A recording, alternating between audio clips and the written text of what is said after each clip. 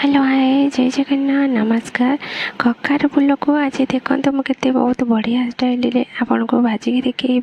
तो देखो कखार फूल को भल धोईकी रखीदे आ गोटे अंडाटे भी नहीं आपड़ कौन करेंगे यही दीटा ता भितर रखिकी सजाड़ी रखी दिंतु। तापर चाउल को टिके भिजेकी रखीदे अरुआ चाउल ग्राइंडर ग्राइंडिंग करदेवी से चाउल अदा रसुण आ कंचा लंका आउ से किसी जीरा पाउडर आउ हल्दी पाउडर सब पकईकी भल मिक्स करदे। तापर से पिठोरे किसी लुण आउ लंका गुंड आउ से अंडा टी पकईकी बाहर करके भल मिक्स करके रखी नियंतु। तापर गोटे तावे तेल टिके पकईदेवे से गरम है से ही कखार फूल टिके बुड़ेकी तावे देखो भल भाजी नियंतु। एपट सेपट करके भाजीदेवे। देखो ये मोर कखार फूल टी रेडी हो आसला। देखो तो पूरा रेडी हो गलानी। आपड़ करके घरे देखिए खाइबे बहुत ही भल लगे।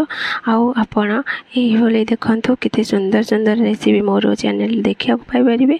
तो मो भिडियो नुआ तो यही वीडियो देखा चाहूँगे मो चैनल को लाइक शेयर सब्सक्राइब निश्चिंत करूँ और नुआ नुआ वीडियो भी देखा पातु।